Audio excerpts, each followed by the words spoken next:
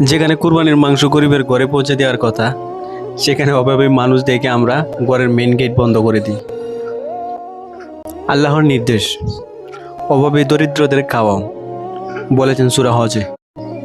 অথচ দুটুকরো মাংসের জন্য দরজায় দাঁড়ানো মানুষকে আমরা কুকুরের মতো তাড়িয়ে দিই। কেমন ভাই মানুষ আমরা! ফ্রিজে ভর্তি করে রাখার নাম কুরবানি নয় ভাই। আল্লাহর কসম, মাংস নয়, আল্লাহর দরবারে পৌঁছে শুধু আমাদের মনে থাকুয়া।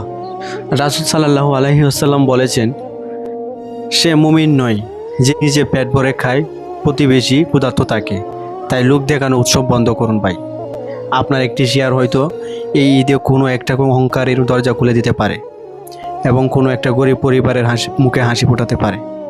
দয়া করে ভিডিওটি শেয়ার করে সবার বিবেককে জাগিয়ে তুলুন। যেখানে কুরবানির মাংস গরিবের ঘরে পৌঁছে দেওয়ার কথা, সেখানে অভাবী মানুষ দেখে আমরা ঘরের মেইন গেট বন্ধ করে দিই। আল্লাহর নির্দেশ, অভাবী দরিদ্রদের খাওয়াও, বলেছেন সূরা হজে। অথচ দুটুকরো মাংসের জন্য দরজায় দাঁড়ানো মানুষকে আমরা কুকুরের মতো তাড়িয়ে দিই। কেমন ভাই মানুষ আমরা! ফ্রিজে ভর্তি করে রাখার নাম কুরবানি নয় ভাই। আল্লাহর কসম, মাংস নয়, আল্লাহর দরবারে পৌঁছে শুধু আমাদের মনে থাকুয়া। রাসূল সাল্লাল্লাহু আলাইহি ওয়াসাল্লাম বলেছেন, সে মুমিন নয় যে নিজে পেট ভরে খায়, প্রতিবেশী ক্ষুধার্ত থাকে।